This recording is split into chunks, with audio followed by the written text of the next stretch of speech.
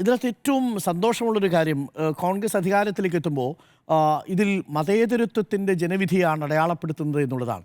പലതരത്തിലുമുണ്ട്. അപ്പോൾ അതിൻ്റെ ഒരു വലിയ ആഘോഷം നടക്കേണ്ട സമയത്താണ് നിർഭാഗ്യവശാൽ ഈ പ്രോസസ്സ് നടക്കുന്നതിനിടയിൽ ചിലയിടങ്ങളിൽ പ്രതിഷേധ പ്രകടനങ്ങൾ ഉണ്ടാവുന്നു, ഫ്ലെക്സുകൾ വരുന്നു, ഈ ഫ്ലെക്സിൽ കരിയോയിൽ ഒഴിക്കുന്നു, അത്തരം ചില കാര്യങ്ങൾ കൂടി ഉണ്ടാവുന്നത്.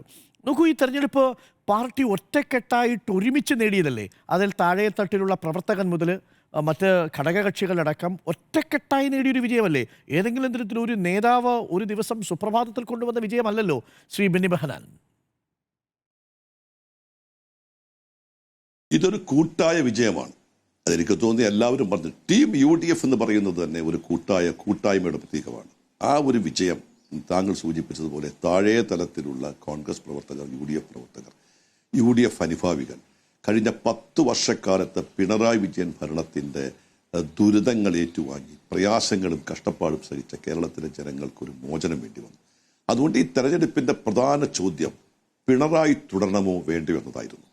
ആ തീരുമാനത്തിൽ കോൺഗ്രസ് അനുഭാവികളും UDF അനുഭാവികളും മാത്രമല്ല, മാർക്സിസ്റ്റ് പാർട്ടിയുടെ മുന്നിൽ ഒരു ചോദ്യമുണ്ടായി: പാർട്ടി വേണോ പിണറായി വേണോ? ആ പാർട്ടി വേണോ പിണറായി വേണമോ എന്ന ചോദ്യത്തിൽ ഈ തെരഞ്ഞെടുപ്പിൽ ഇത്രമാത്രം വിജയത്തിലേക്ക് ഐക്യജനാധിപത്യ മുന്നണിയെ എത്തിച്ചതിൽ മാർക്സിസ്റ്റ് പാർട്ടിയുടെ കഴിഞ്ഞ കാലഘട്ടത്തെ ആത്മാർത്ഥതയുള്ള പ്രവർത്തകരുടെ മനസ്സും വോട്ടും നിശബ്ദമായ പ്രവർത്തനവും ഉണ്ടായിരുന്നു. അതുകൊണ്ട് ഈ തെരഞ്ഞെടുപ്പിൻ്റെ വിജയം എല്ലാവർക്കുമുള്ള ഒരു കൂട്ടായ വിജയമാണ്. ആ വിജയത്തിൻ്റെ ശോഭ കെടുത്തത്തക്ക രീതിയിലാണ് ഞാൻ നേരത്തെ സൂചിപ്പിച്ചതുപോലെ പ്രകടനങ്ങളും അതുപോലെ തന്നെ ഫ്ലെക്സുകളും ഒന്നുമല്ല കേരളത്തിൻ്റെ മുഖ്യമന്ത്രിയെ തീരുമാനിക്കേണ്ടത്. അതിന് രാഷ്ട്രീയമായി ഈ വിജയത്തിൻ്റെ അടിസ്ഥാനത്തിൽ കേരളത്തിലെ കോൺഗ്രസ് പ്രവർത്തകരും നേതൃത്വവും രാഷ്ട്രീയവും സംഘടനാപരമായ പക്വതയും ജാഗ്രതയുമാണ് പുലർത്തേണ്ടത്. അത് എവിടെയെങ്കിലും ഇല്ലാതായാൽ അത് പാർട്ടിക്ക് ക്ഷീണമാണ്.